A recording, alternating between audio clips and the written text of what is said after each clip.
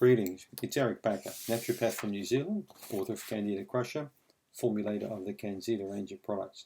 Thanks for checking out this video today. I've got an interesting video today. We're going to talk about the 5 breakfast mistakes to avoid. So try not to do these things. You're going to feel a lot better, your weight's going to come off, energy's going to go up, sleep's going to improve, digestion's going to improve. Breakfast is king. Always remember that. Breakfast is king. Dinner is prince. Lunch is prince, dinner is pauper. So breakfast is the big one. Now, a lot of people will tell you should never skip breakfast, but we're going to talk about that too. So let's go to number 1. I call it digital breakfast.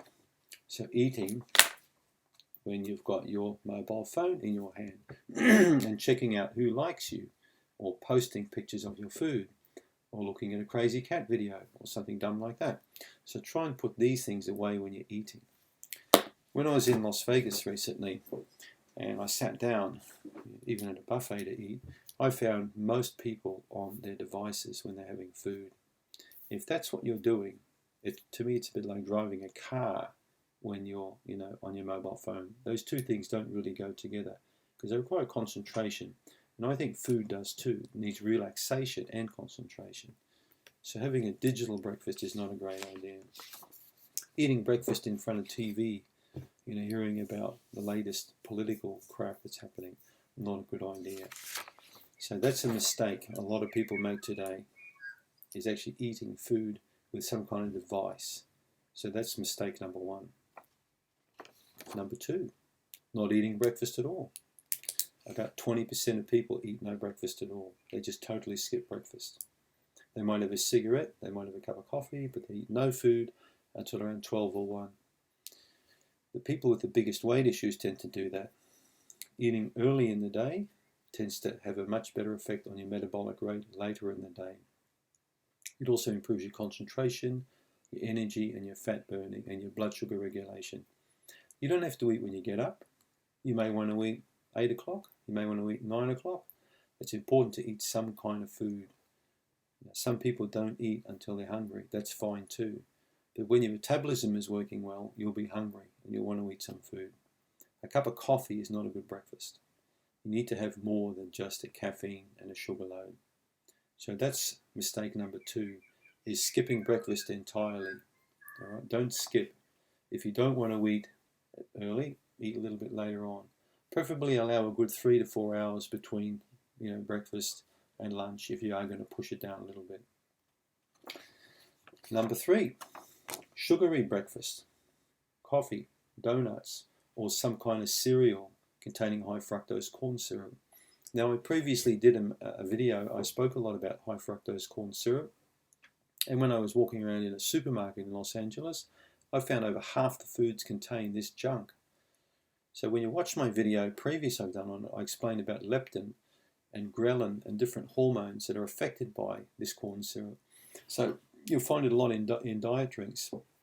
Research from about 10 years ago has shown that diet drinks in fact make people fatter than cola drinks with plain sugar in it.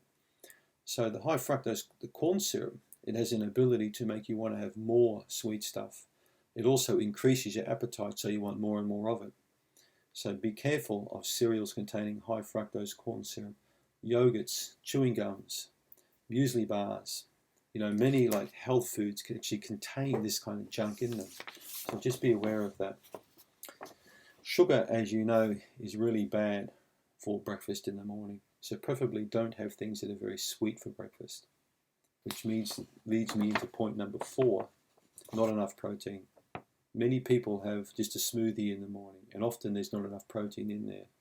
A friend of mine, when I was in Los Angeles recently, we spoke about the need to, I said, why don't you eat an apple every day? It'll really improve your gut function. He said, oh, no worries, I'll just put it in my smoothie in the morning. I said, no, don't do that. Actually chew the apple, eat it. It's going to stimulate the gut. It's going to be a lot better for your digestive system. It's going to provide a nice, good a substrate in the gut to build healthy bacteria. Chewing leads to better pooing. Funny, eh? So the protein is a big one because the protein is really going to help control your appetite. Sugar increases it, protein delays it. It takes a long time for protein to break down. So eggs for breakfast to me is superb. You may not want it every day. Avocado.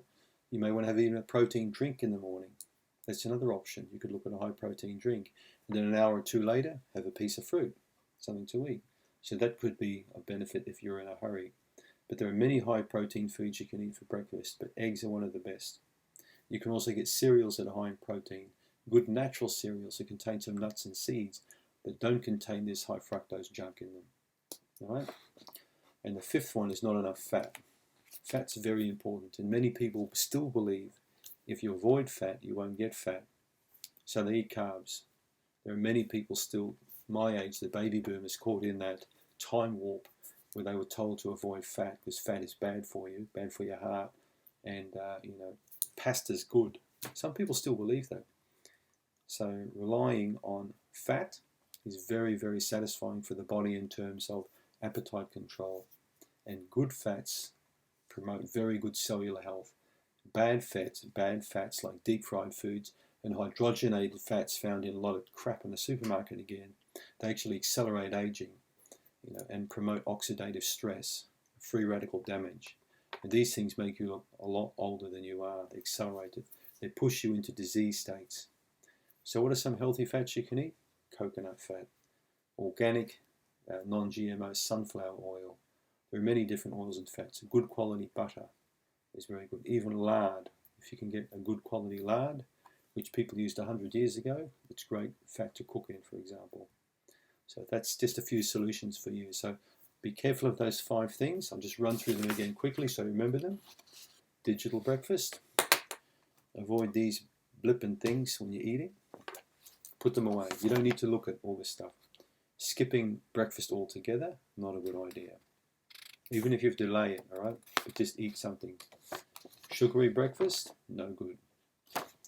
Not enough protein and not enough fat.